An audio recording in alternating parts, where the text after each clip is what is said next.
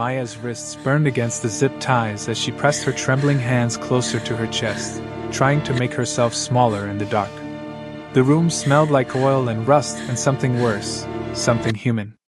A single bulb flickered overhead, casting broken shadows across the concrete floor. Her phone was still in her pocket. Somehow, they hadn't taken it. Her fingers shook so badly she almost dropped it as she unlocked the screen, the brightness stabbing her eyes like a spotlight. One message. That was all she had. Please. I've been kidnapped. I don't know where I am. Help me. She hit send. The phone buzzed instantly. A reply. Who is this? Her heart collapsed. Wrong number. Maya typed again, desperate, messy. I'm sorry. Please, I'm not joking.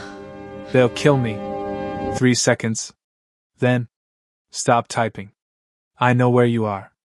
Footsteps sounded outside the door. Slow. Deliberate. And then. The door handle turned. If you're ready for a story about power, dignity, forbidden love, and the sweetest revenge you've ever witnessed, then you're in the right place. Hit that subscribe button and turn on notifications because this channel brings you the most addictive romance stories you won't find anywhere else. Drop a fire in the comments if you're team revenge. And let's get into this story. Maya didn't breathe again until the footsteps faded. The handle stopped turning. Whoever was outside hadn't come in. Yet. She pressed the phone to her chest like it was a heartbeat she could borrow, the stranger's words still glowing on the screen. Stop typing. I know where you are. Her mind couldn't make sense of it. How could anyone know where she was? She didn't even know where she was. The room was nothing but concrete and darkness, a forgotten corner of the world that smelled like gasoline and old metal. Somewhere far above her, she could hear the muffled groan of machinery, maybe trains, maybe trucks, moving through the night like indifferent giants. Maya swallowed hard, forcing herself not to cry. Crying made noise. Noise got you noticed. And noticed meant. She didn't let herself finish the thought. Because just 12 hours ago, she'd been someone else entirely. 12 hours ago, Maya Park was ordinary. The kind of ordinary that felt invisible. She was 24, a nursing student who worked late shifts at a small clinic in Queens, the kind of place where the fluorescent lights never turned off and the coffee always tasted burnt. She lived in a cramped apartment with a chipped mug collection and textbooks stacked like unstable towers beside her bed. Her life was routines. Morning trains. Evening patients. Quiet exhaustion. She was the girl who held strangers' hands when they were scared. The girl who stayed late to help an old woman find her missing medication. The girl who smiled even when no one noticed. And maybe that was why it happened. Because Maya wasn't supposed to matter. She wasn't supposed to see anything. It started after her shift ended early. A rare gift. Rain had been falling all day, the city slick with reflections, neon bleeding into puddles. Maya had pulled her hood up and taken the shortcut behind the clinic, through an alley she'd walked 100 times before. She remembered the sound first. A sharp voice. A man's laugh. Then something heavy hitting the ground. She should have kept walking. She should have minded her business. But she didn't. She glanced down the alley. And saw a man on his knees. His hands were tied behind his back. Blood ran from his nose, dark against the rain. Standing over him were 2 figures in black coats, their faces half hidden, their posture calm in a way that made Maya's stomach turn. One of them spoke in Korean. Low. Controlled. Not angry. Worse than angry. Final. Maya froze. She didn't even realize she'd stopped breathing until the kneeling man lifted his head. Their eyes met. Just for a second. And in that second, Maya understood something with perfect clarity. He knows I'm here. She stepped back too quickly. Her shoes scraped against wet gravel. The sound was tiny. But the alley went silent. The man in the coat turned his head slowly, like a predator hearing movement in tall grass. Maya ran. She didn't remember deciding to. Her body just moved. Her heart detonated in her chest as she sprinted out into the street, rain slapping her face, lungs burning. Behind her, she heard footsteps. Not rushing. Not panicked. Steady. Certain. As if they already knew she couldn't escape. She made it 3 blocks before a van pulled up beside her. The side door slid open. A hand reached out. Something sharp pricked her neck. Her scream drowned in the rain. And then, nothing. Now, in the warehouse, that nothingness felt like it had lasted forever. Time didn't behave normally in places like this.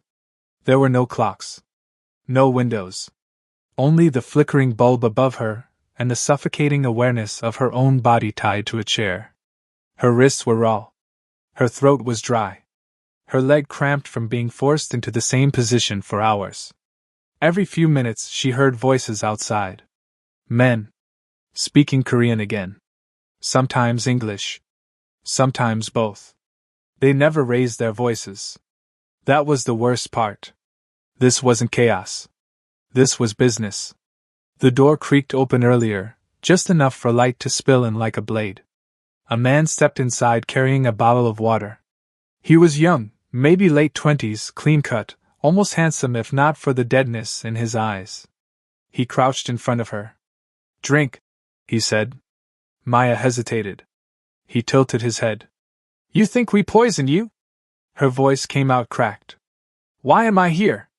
He smiled faintly, like she'd asked something childish. "You saw something." "I didn't." "You did." His voice sharpened. "And that's unfortunate." He unscrewed the bottle and held it to her lips. Maya drank because her body betrayed her need. The man watched her swallow. Then he leaned closer. "You're not random," he murmured. Cold spread through her chest. "Not random." That meant. "You were in the alley," he continued, almost conversational. "Wrong place. Wrong time."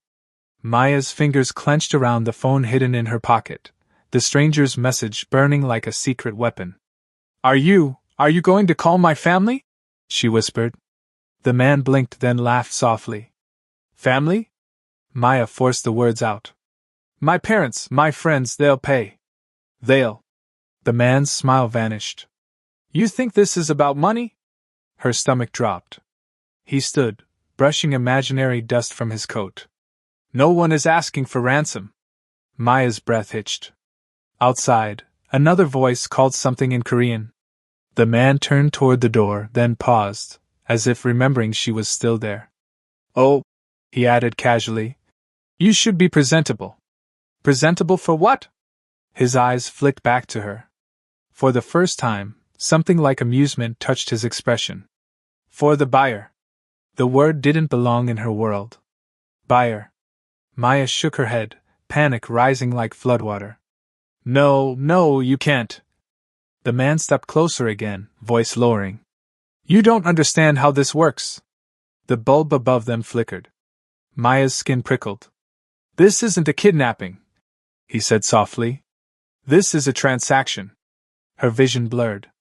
Transaction. Buyer. Not ransom. Not negotiation. Something darker. Something permanent.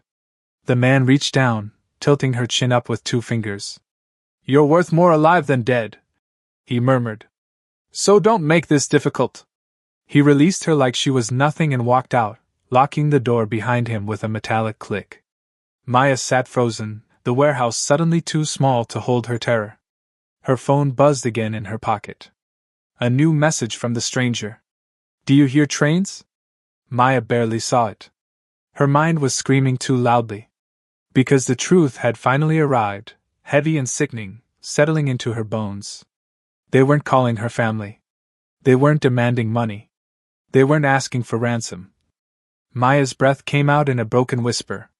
"They're not asking for ransom." Her voice trembled. "They're selling me." And somewhere outside the door, footsteps returned. Closer this time. Used to work properly. Each breath came shallow, trembling, like her body was afraid to take up space. Outside the door, the footsteps paused. Men murmured in low voices, the kind of calm conversation that made her skin crawl more than shouting ever could. Shouting meant chaos. Mistakes. This was controlled. This was planned. Her phone buzzed again in her pocket, a small vibration against her thigh that felt impossibly loud in the silence. She fumbled for it with bound hands, twisting awkwardly until her fingers could hook the edge of the device. The screen lit up.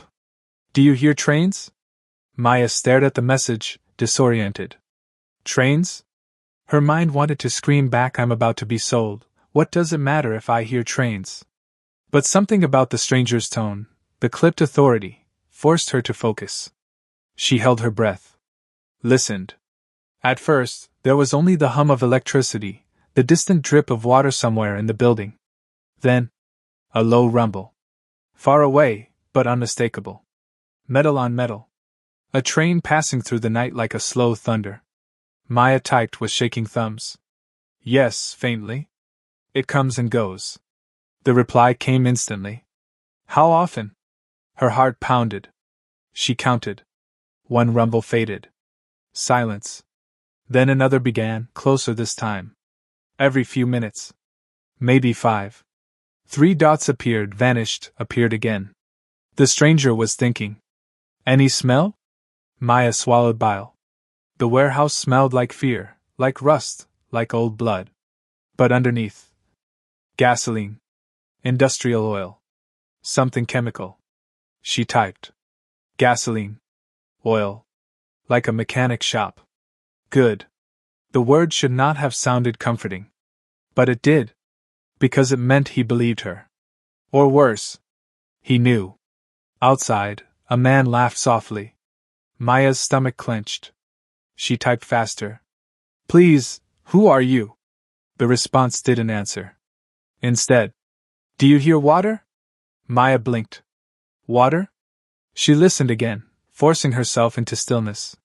Yes. A drip. Steady. And something else, faint but constant. Like waves against a dock. Or a river nearby.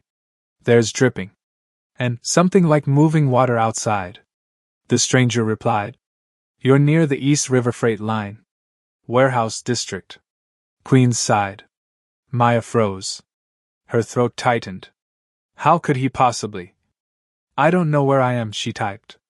I can't see outside. You don't need to. Another vibration. I know that building. Her blood turned cold. The same words from before, heavier now. Not just confidence. Certainty. Maya's fingers hovered over the screen. How? A pause. Then.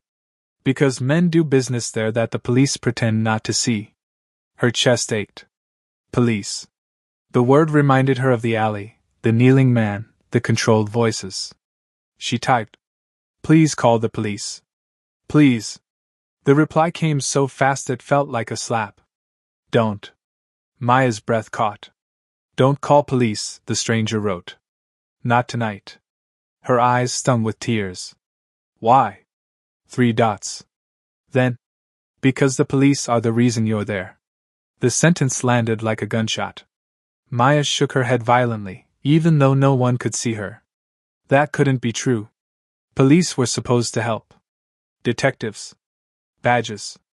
Safety. But then she remembered the alley. The calm voices.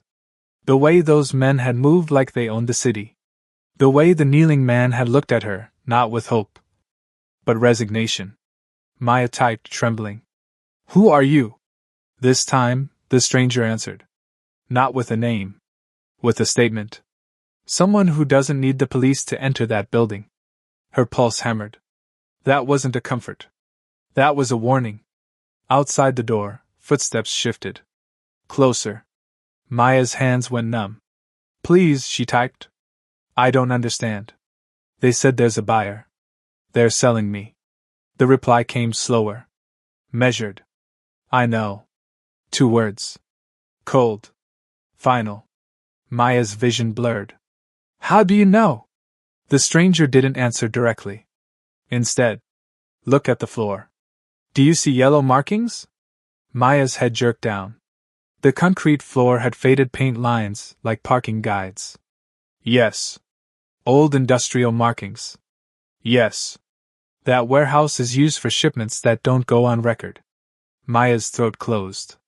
Human shipments, her mind supplied, horrified. She typed. Please, are you coming? A pause stretched, unbearable. Outside, keys jingled. A lock rattled. Maya's breath stopped. Then the phone buzzed. Stay hidden. Hidden? She was tied to a chair. She typed back frantically. I can't hide. I'm tied up. Then stay quiet. The stranger's next message arrived like a command carved in stone. 7 minutes? Maya stared. 7 minutes? 7 minutes? Stay alive. Her hands shook so hard she almost dropped the phone. 7 minutes was forever. 7 minutes was nothing. Outside, the lock clicked once. Maya's heartbeat slammed against her ribs. They're coming back, she typed. Please hurry. The stranger replied. I'm already moving. Something about that phrase. Already moving. Made Maya's skin prickle. Not rushing. Not panicking. Moving. Like a predator. Like someone who had done this before. Maya swallowed a sob. What if you don't make it? The reply came instantly. I will. So certain. So impossible. Maya clung to the phone like a lifeline. Hope was a dangerous thing. Hope could get you killed. But terror without hope was worse. Footsteps approached again, heavier now. More than one pair. Voices rose outside the door. Korean, rapid fire. Then English. Make sure she's ready. Maya's blood turned to ice. Ready. Her phone buzzed one last time. Do not scream. Do not fight. Wait for my signal. Signal? What signal? The handle rattled. Maya's breath hitched. Her eyes darted wildly around the room, as if there was anywhere to run. Nowhere. The door lock clicked. Too soon. Too early. 7 minutes hadn't passed. The stranger said. The door began to open. Light spilled in. And the kidnappers returned earlier than expected. The door swung open with a groan that made Maya's stomach lurch. 2 men stepped inside. Both dressed in black. Both calm. One carried a flashlight. The other carried something worse, a quiet confidence that said he'd done this 100 times. Maya's breath caught in her throat. The taller one crouched in front of her, eyes scanning her face like she was merchandise. She's awake, he muttered. The other man smiled faintly. Good. The buyer doesn't like them unconscious. Maya's blood turned to ice. Buyer. Her phone was still in her lap, screen dark now. The stranger's last message burned into her mind like scripture. Wait for my signal. Signal. What signal? The taller man reached for her bindings. Maya flinched violently. Don't please. He slapped her hard enough that her head snapped sideways. Stars burst behind her eyes. Save your voice, he said coldly. No one is coming. And for a second, Maya almost believed him. Then, a sound. Not inside the room. Outside. A deep metallic boom, distant but unmistakable. Like a door being hit with something heavy. The men froze. What was that? The shorter one hissed. Another boom. Closer. The warehouse seemed to vibrate with it. Maya's heart hammered. The taller man straightened, hand drifting toward the gun at his waist. It's probably nothing, he muttered, but his voice had lost its ease. Then, the lights flickered. Once. Twice. And went out completely. Darkness swallowed them. Maya's breath came in sharp, panicked bursts. Backup generator, the shorter man said quickly, trying to sound confident. Stay here. He moved toward the door. And then, the world exploded. A deafening crash tore through the hallway outside, followed by a burst of shouting.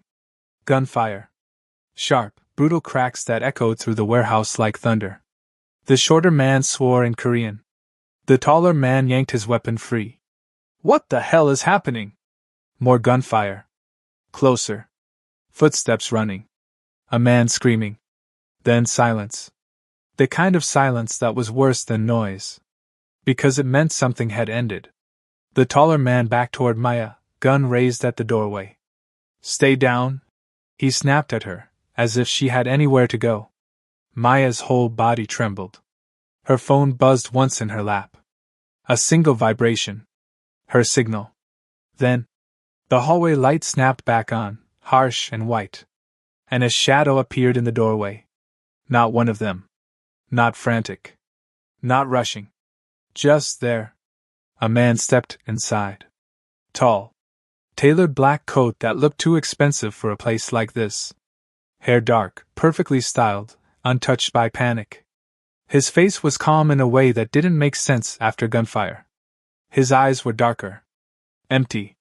Deadly. The taller kidnapper raised his gun immediately. Who the... He didn't finish. The stranger moved. Maya didn't even see how. One moment, the gun was aimed. The next, the kidnapper's wrist bent at an angle wrists weren't supposed to bend. A wet crack filled the room. The gun clattered to the concrete.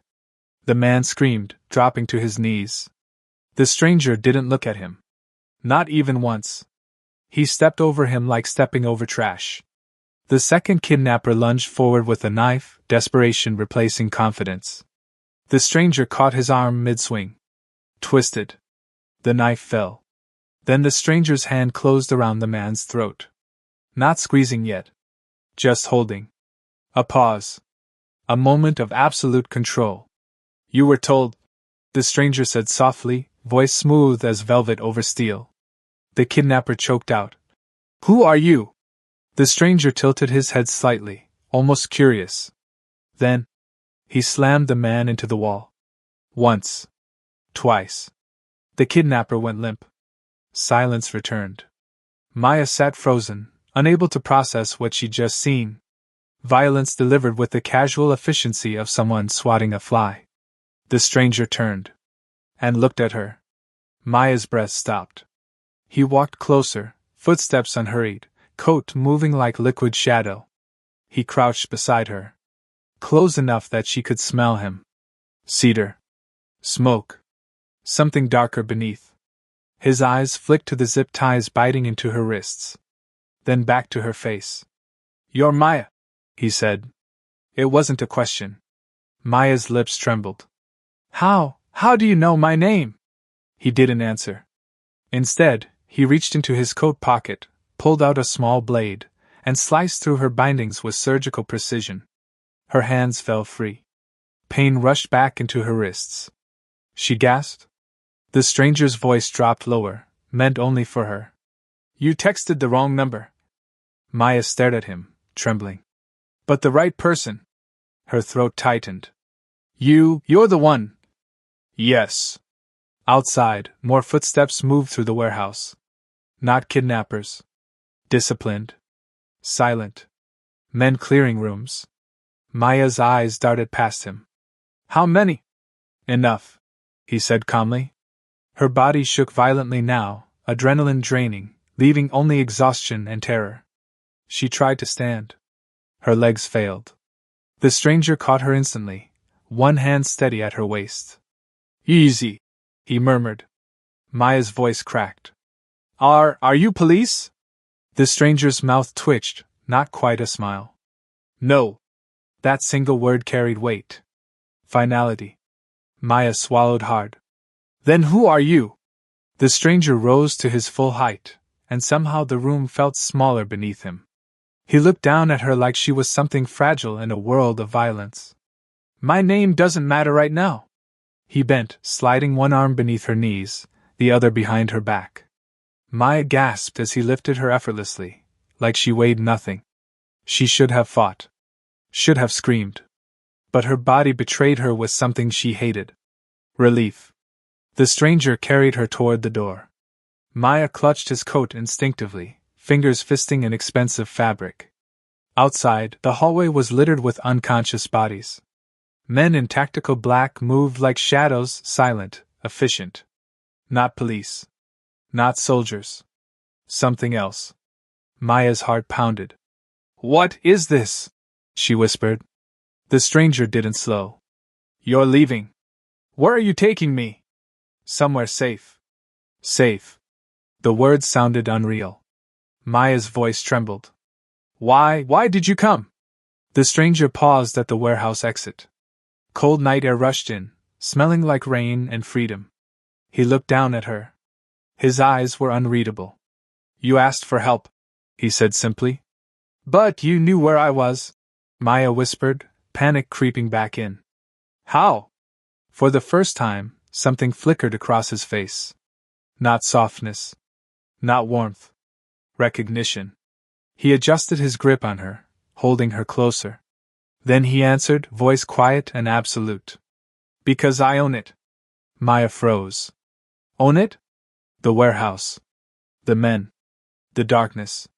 Her stomach dropped. What does that mean? The stranger's gaze locked onto hers. It means, he said softly, you were taken into my territory without permission. Maya's breath hitched. Territory. Permission. This wasn't rescue. Not the kind she understood. This was something else entirely. Something darker. The stranger carried her down the steps into the waiting night. A black car idled nearby, engine humming like a promise. Maya's vision blurred. Her body finally giving in. She whispered, barely audible. Am I saved? The stranger leaned closer, his breath warm against her ear. That depends, he murmured, on what you think I am. Her eyelids grew heavy. Darkness crept in at the edges. The last thing Maya felt was the steady strength of his arms. And the terrifying thought that the monster who found her might not be letting her go. Then she passed out. Maya woke up to silence so clean it didn't feel real. For a moment, she thought she was dead. No flickering bulb. No concrete. No rust and gasoline. Instead, there was softness beneath her, white sheets that smelled like detergent and something faintly floral. The air was cool, filtered, untouched by the grime of the warehouse. Her eyelids fluttered open. Light poured in through floor-to-ceiling windows. Not warehouse light. Morning light. Golden. High above the city. Maya's breath caught as she tried to sit up. Pain lanced through her ribs. A sharp gasp escaped her throat. Instantly, a voice spoke from nearby. Don't move. Maya froze. A woman in a crisp medical uniform stepped into view, her expression calm but alert. Not a nurse from her clinic. This woman looked like she belonged in a private hospital where money erased waiting lists. You have bruising along your torso, the woman said gently. 2 cracked ribs. Dehydration. Shock. Maya's mouth was dry. Where am I? The woman hesitated. Then, you're safe. Safe. The word again. It still didn't feel real. Maya's eyes darted around. The room was immaculate. Sleek. Minimalist. Monitors hummed softly beside her bed. And 4 line fed into her arm. A tray of medications sat perfectly arranged like someone had measured every pill. This wasn't a hospital. This was luxury. A private clinic disguised as a bedroom. Her heart began to race. Who brought me here? She whispered. The woman's gaze flicked toward the door. Him. Maya's stomach tightened. Him. Han Jun. The man with the calm eyes and the violence that came as naturally as breathing. The woman adjusted Maya's blanket with almost reverent care. You should rest, she said quietly. He insisted you receive the best treatment. Insisted. The word felt wrong. Like a king making a command. Maya swallowed hard. How long have I been here? 8 hours. 8 hours. The last thing she remembered was darkness closing in while she was in his arms. Maya's fingers trembled as she reached for the bedside table. Her phone lay there. Charged. Clean. As if it had never been in a warehouse. She grabbed it, pulse pounding. No missed calls. No frantic messages from friends. No police alerts. Nothing. Just a news notification. She tapped it. The headline made her blood turn cold. Local woman reported missing after leaving home voluntarily. Maya stared. Voluntarily? Her throat tightened as she read the short article. Police sources claimed she had left without signs of struggle. No suspects. No investigation. A quote from a detective assuring the public everything was under control. Maya's hands shook. She hadn't left voluntarily. She had been drugged, tied up, sold. And the police were saying. A shadow fell across the room. Maya looked up sharply. He stood in the doorway. Han Jun. Tailored black shirt today instead of a coat, sleeves rolled to his forearms. He looked like he'd stepped out of a magazine, not out of a blood-soaked warehouse. His expression was unreadable. Behind him, two men stood silently like statues. Guards. Not friends. Han Jun walked in. The room seemed to shrink around him. "You're awake," he said. His voice was calm. Too calm. Maya's fingers tightened around her phone. "What is this?" she demanded hoarsely, shoving the screen toward him. "They're saying I disappeared voluntarily." Han Jun glanced at the headline. No surprise. No anger. Only acceptance. "Yes," he said simply. Maya's breath hitched. "Yes? How can they?" "Because they control the story." The words settled heavy in the air. Maya's eyes narrowed. "Who is they?" Han Jun stepped closer, stopping beside the window. The city stretched beneath them like a glittering organism. "Authority," he said quietly. Maya's stomach twisted. "The police?" she whispered. Han Jun's gaze flicked to her. "The police," he confirmed. Maya shook her head, disbelief cracking through terror. No, that's impossible. Police don't sell women?" Han Jun finished, voice smooth. Maya flinched. Han Jun's eyes darkened slightly. "You still believe in the world you lived in yesterday?" His tone wasn't mocking. It was almost pitying. Maya's throat tightened. "Why did they take me?" she whispered. "Why me?" Han Jun turned fully toward her. And for the first time, his voice sharpened. "You weren't taken randomly." Maya's skin prickled.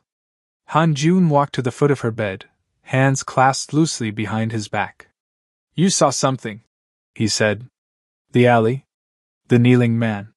The calm voices?" Maya's breath caught. "I didn't even know what I saw." Han Jun's mouth tightened. "That man on his knees," he murmured. "He was one of mine." Maya froze. "One of his?"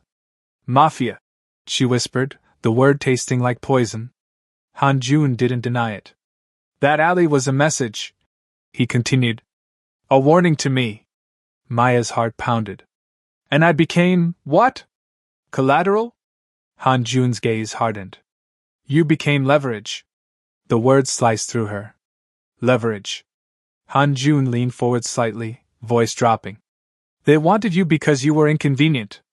A witness. A loose end." Maya's voice trembled. "So why didn't they just kill me?" Han Jun's eyes flickered. "Because death is messy," he said softly. "Selling is profitable." Maya's stomach lurched.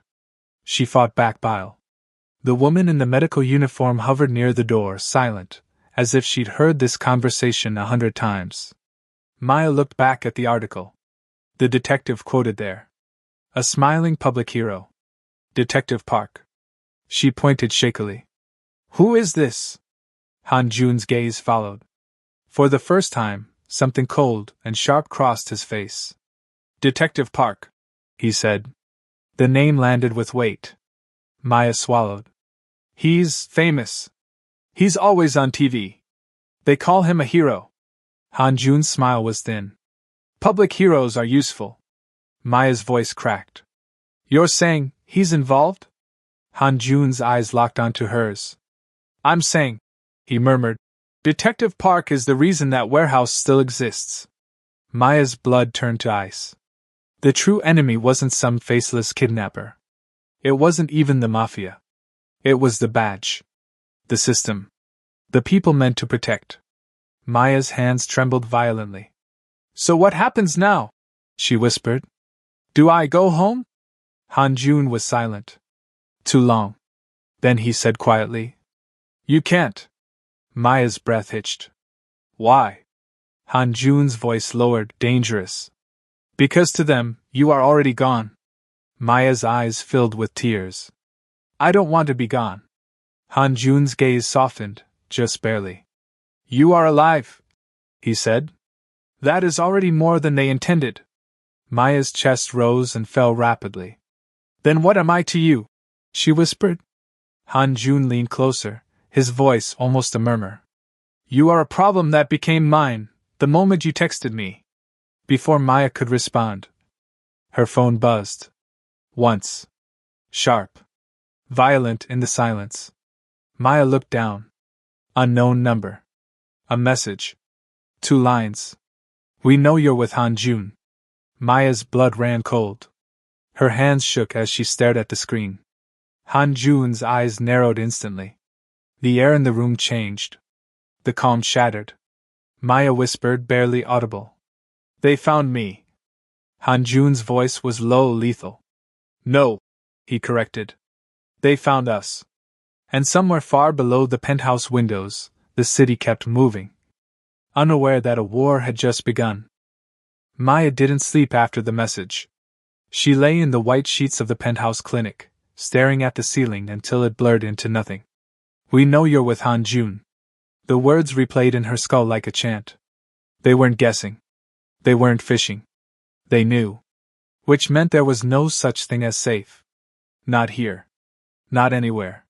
Her hands trembled beneath the blanket. Every time the elevator chimed somewhere in the building, her heart jolted. Every time footsteps passed the door, her breath caught. She had been taken once. She could be taken again. Or worse, she could be erased. Maya turned her face into the pillow, muffling a sound that was half sob, half strangled laugh. This was insane. 12 hours ago, her biggest worry was a missed exam and whether her rent would clear on time. Now she was in the sky, guarded by criminals, hunted by police, and tethered to a man whose calmness was more terrifying than the kidnapper's violence. The door opened quietly. Maya didn't look up. She didn't want to. But she felt him. Han Jun's presence was like a shadow that didn't belong to the light. He stood near the foot of the bed for a moment, silent. Then, you can cry, he said softly. Maya's throat tightened. She forced out a broken whisper. I don't want to cry. Han Jun's voice remained calm. Then scream. Maya turned her head sharply, eyes wet. What good does screaming do? Han Jun stepped closer. It reminds you that you're still here. Maya's lips trembled. I don't want to be here, she whispered. Not like this. For the first time, Han Jun's expression shifted. Not sympathy. Not softness. Something heavier. Understanding. He sat in the chair beside her bed, posture perfect, hands loosely clasped. You think I wanted this life? He murmured. Maya stared at him through tears. You chose it. Han Jun's gaze darkened. No, he said quietly. I survived it. There is a difference. Silence stretched between them. Maya's voice cracked. They were going to sell me. Han Jun didn't blink. I know. And the police? Her breath hitched. They're part of it. Yes. Maya squeezed her eyes shut. Her chest rose and fell too fast. I can't do this, she whispered. Han Jun leaned forward slightly. Do what? Fight them. Expose them. I'm not you.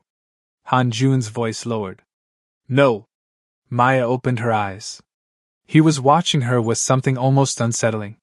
Focus. You're not me, he agreed.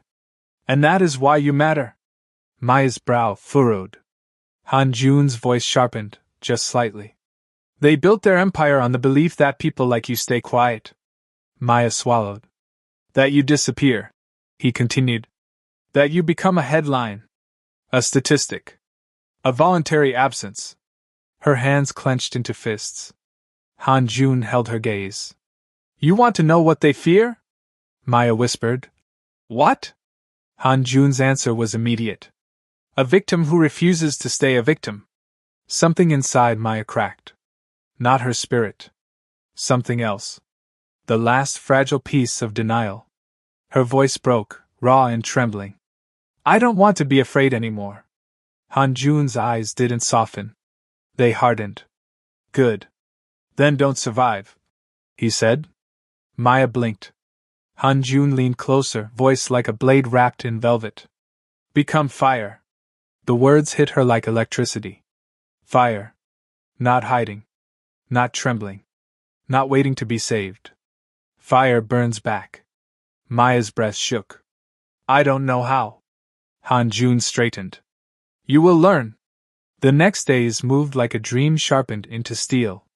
Maya's body healed under extreme care. Private doctors. Silent nurses. Medicine delivered with precision. But Han Jun didn't let her disappear into comfort. He didn't let her become fragile again. The first time she stood in the training room, her legs almost gave out. It wasn't a gym. It was a war room disguised as one. Mats. Weapons locked behind glass. A man with a scar across his jaw waited patiently. Han Jun stood behind Maya. This is Min, he said. He will teach you how to stay alive. Maya's voice trembled. I'm not trying to become a fighter. Min's expression didn't change. You're already in a fight. The words were brutal. True. Maya learned to breathe differently. To listen. To notice exits. To keep her chin up even when her knees wanted to fold. There was no dramatic transformation overnight. Only small, painful steps. A bruise earned. A stance corrected. A moment of panic controlled. At night, Maya sat by the window, watching the city glow beneath her. Somewhere down there, Detective Park smiled for cameras. Somewhere down there, girls disappeared. And the world kept moving. Until it didn't. One evening, Han Jun entered her room carrying a garment bag. He set it on the bed. Maya stared. What is that? Han Jun's voice was calm. A choice. Maya's throat tightened. He unzipped the bag. Inside was a dress. Black. Simple. Elegant. Not a costume. Armor. Maya's breath caught. I don't understand. Han Jun looked at her. You will. He gestured toward the television mounted on the wall. The screen flickered on. A news anchor spoke brightly. Tomorrow night the city will honor Detective Park for his outstanding service. Maya's blood ran cold. On the screen, Detective Park stood in uniform, smiling like a savior.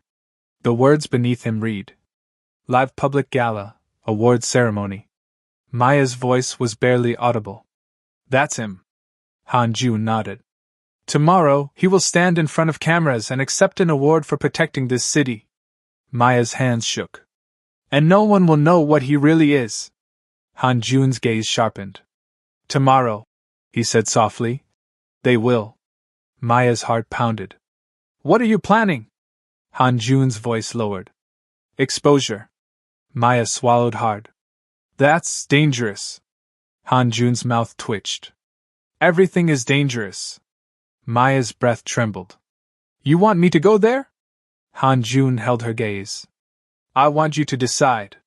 The room felt too small. Maya thought of the warehouse. The buyer. The message. The headline calling her voluntary. She thought of other girls who wouldn't have Han Jun's wrong number rescue. Her voice cracked. If I do this... Han Jun leaned closer. You will stop being a ghost. Maya's chest rose sharply. And if I don't? Han Jun's eyes darkened. Then they went quietly. Silence. Then Maya whispered, trembling but clear. I'll do it. Han Jun nodded once. No praise. No comfort. Just acceptance. Good. The next night Maya stood in front of a mirror.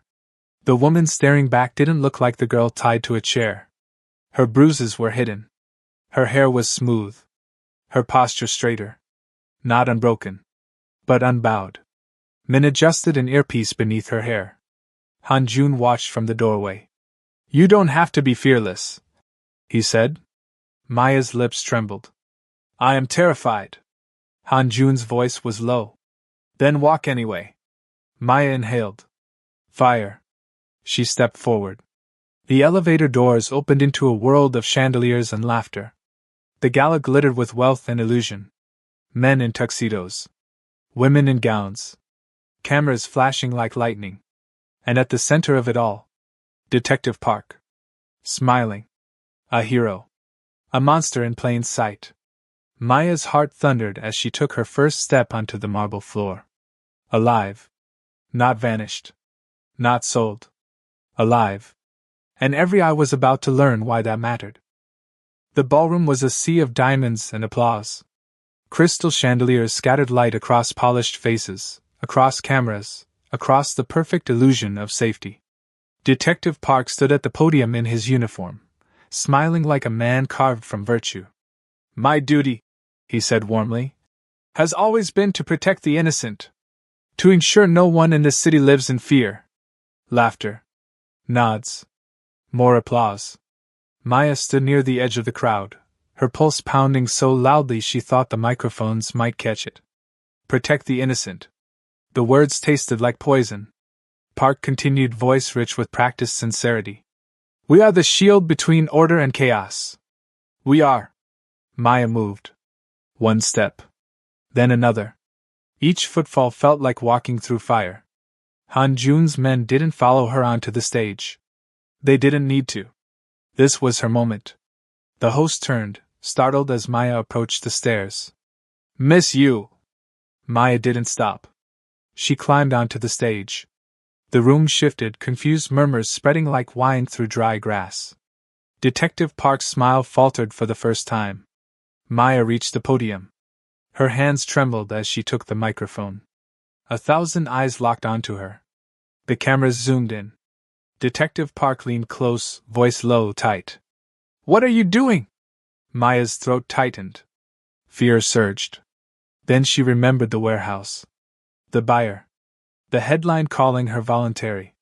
And Han Jun's words. "Become fire." She lifted her chin. And spoke. "My name is Maya Park." A ripple of recognition. She continued, voice shaking but clear. 3 days ago, I was kidnapped. Drugged. Tied up. Sold. Gasps erupted. Detective Park's face drained of color. Maya turned slightly, looking directly into the cameras. "And the man responsible is standing right beside me." The ballroom froze. Detective Park forced a laugh. This is some kind of misunderstanding." Maya's voice cut through him like a blade. "He is why I was kidnapped." Silence. Then chaos. Shouting. Reporters surging forward. Phones raised. Detective Park's composure shattered, his lips parting as if the air had been stolen from him. This is lies," he barked, but the tremor in his voice betrayed him. Maya didn't flinch. "I saw what you protect," she whispered. "And it wasn't us." The crowd erupted. Security moved, uncertain who to grab. Detective Park's knees buckled. His public mask cracked completely. He collapsed under the weight of 1,000 watching eyes. At the back of the ballroom, half hidden in shadow, Han Jun stood motionless. Silent. Unapplauding. A monster who did not seek credit. Only results. Later, when the cameras were gone and the lights dimmed, Maya stood outside beneath the cold night sky. For the first time, the air felt like it belonged to her. She wasn't a headline. She wasn't a ghost. She was alive. Han Jun's voice came softly from behind her. "You did well." Maya didn't turn. "I'm free," she whispered. A pause. Then she spoke the truth the night had taught her. "Some monsters kidnap you," she exhaled, steady. "And some monsters burn the world to bring you back."